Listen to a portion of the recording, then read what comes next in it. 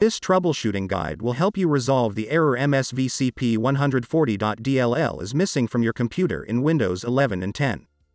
First, open the link that you'll find in the description of this video.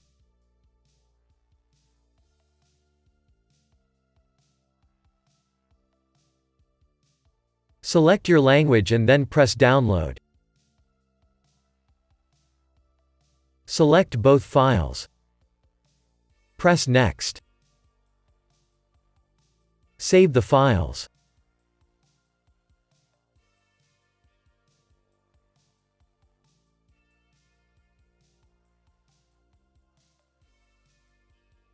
Now run vcredist x64.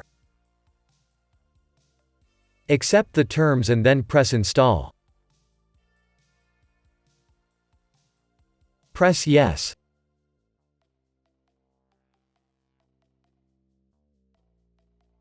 Press close. Now run vcredist x86. Accept the terms and then press install.